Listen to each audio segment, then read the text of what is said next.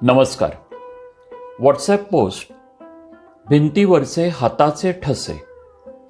लेखक अनामिक. बाबा भिंतीला हात लावून चालत राहायचे. ते जसं जसं भिंतीला हात लावत त्या त्या ठिकाणाचा रंग पुसट व्हायचा आणि मळकट होत राहायचा. ते पाहून माझ्या बायकोच्या चेहऱ्यावरचे भाव बदलत असताना मी बघत होतो.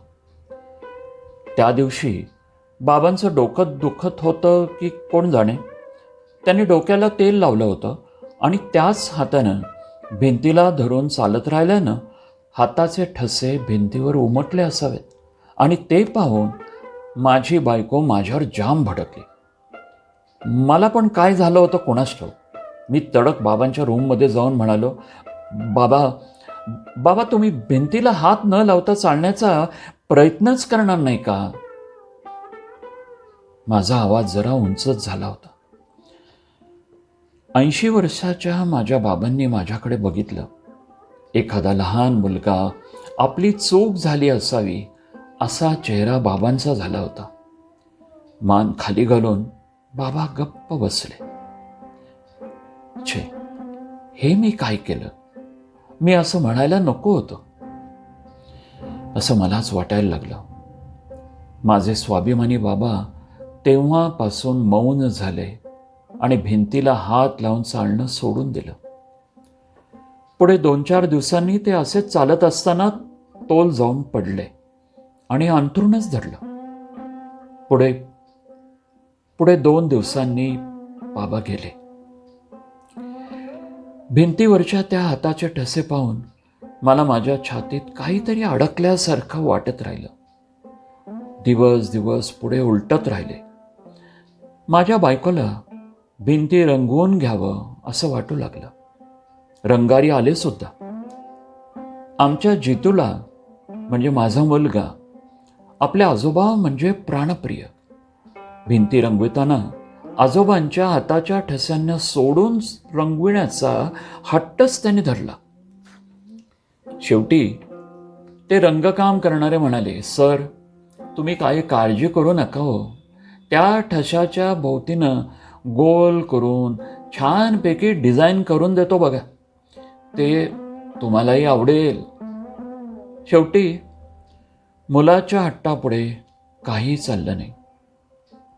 पेंटरनं व्यवस्थित ठसे तसेच ठेवून भोवतीनं सुंदर डिझाईन करून दिलं. पेंटरची आयडिया सर्वांनाच आवडली.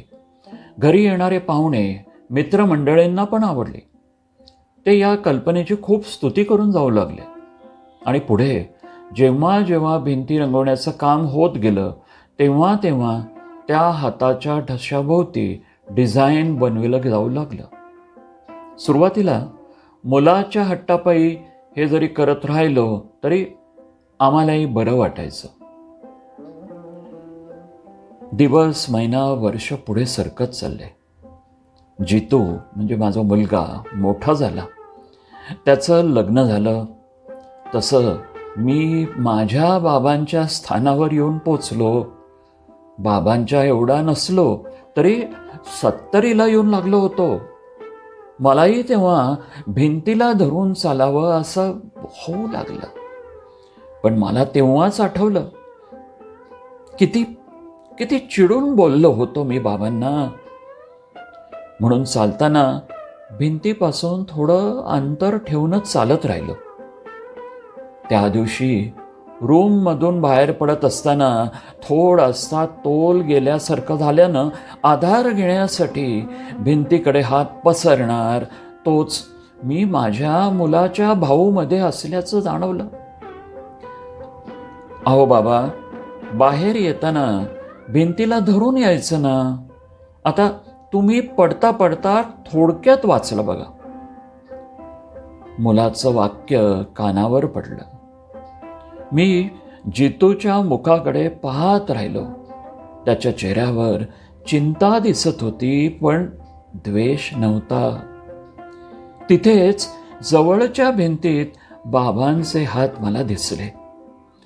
माझ्या डोळ्यासमोर बाबांचं चित्र उभं राहिलं. त्या दिवशी मी ओरडून बोललो नसतो तर बाबा अजून जगले असते असं वाटू लागलं. आपोआप डोळ्यात पाणी साचू लागलं. तेवढ्यात तिथेच जवळ थांबलेली 8 वर्षाची नात धावत आली. आजोबा आजोबा, तुम्ही ना माझ्या खांद्यावर हात ठेवून चला बघू, असं म्हणत हसत हसत माझे हात आपल्या खांद्यावर घेऊन निघाली. हॉलमधील सोफ्यावर बसलो. लगेच नातीनं आपलं ड्रॉइंग बुक दाखवत, आजोबा आज ना माझ्या क्लासमध्ये ड्रॉइंग परीक्षा झाली, मला फर्स्ट प्राइज मिळालं, असं म्हणत ड्रॉइंग बुक दाखवू लागले. हो का, अरे वा वा, दाखव बघू कोणतं ड्रॉइंग आहे ते,